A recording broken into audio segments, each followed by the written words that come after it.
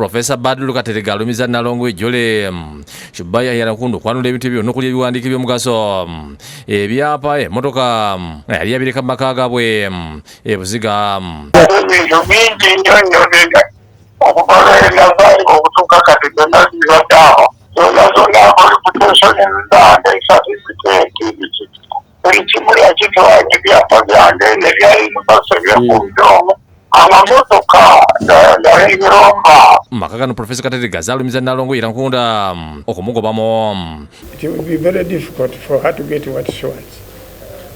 But if I disappear mysteriously or I die, I have a chance to own this place. Bino kubitegera kyadidi byavudde mu kebiri nega butonde kubana Profesa Kateregga byazala mu Naalongo yerankunda nga byalaze nti omwana omwo siwe mukwamune Profesa Kateregga kusemo kuba mu kiseera kino mugonvu agambye nti yasinze okumwewunyisa nti omwana DNA egu yawandudde gwabadde asinga okuteekamu sente omukubasinga okubeera expensive mu Uganda lwaki yazaalibwa ku Amerika mu hospital singa obunene kumpi mu Amerika Sinai oyo kumpi yamalayo omwaka fulamba ageze kuzaala kutukulidde naye embiro yokka gyebatukuba mu hospital is over $300,000 ate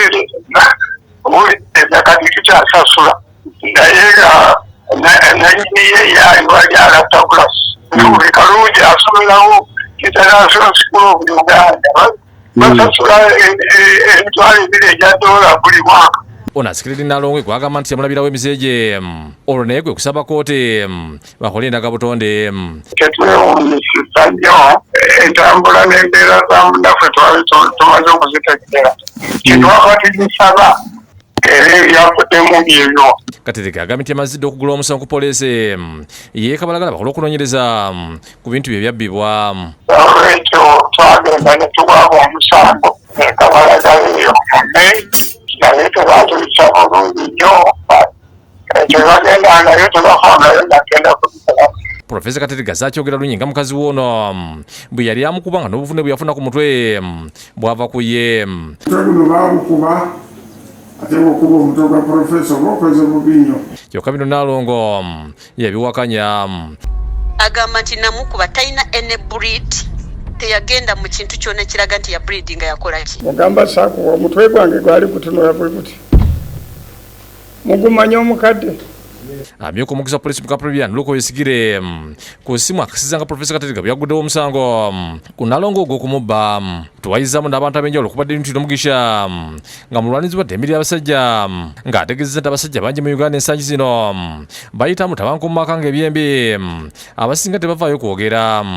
Ebiseera ebingi mu Uganda cases za domestic violence bwe zivaayo omusajja n'agamba bannange n'afunyemu obuzibu omukyala nkuba omukyala amala kw'emirembe angalira bweru tanzikiriza kubeera nga behavinga ng'omusajja mu nyumba yange abantu balowooza nti ono si musajja mutuufu kubanga akoze maybe omukyala bye yandikoze. Embeera etuuse ku Profesa Badru mbi nnyo era ngivumirira nsaba busabi gavumenti eveeyo eyambe kuba ebintu bwe biti bibaddewo mwene ensi ng'abantu abanene bwe bati bafunye obuzibu bw'amaanyi abamu ne bafa olwa stress ennyingi gye balina. Abatulaba eyo ku Bukedde TV mwategeerako Profesa Kateregga nga wasa omukyalo oyo oba tutegedde mu kkaaba wafunye ebizibu kati watukabira tumuwe magezi ki addeyo ku nnono y'obusiraamu n'obuwangwa afune olujja lw'omuntu aggyemu omukyala omwana w'abantu ategeera.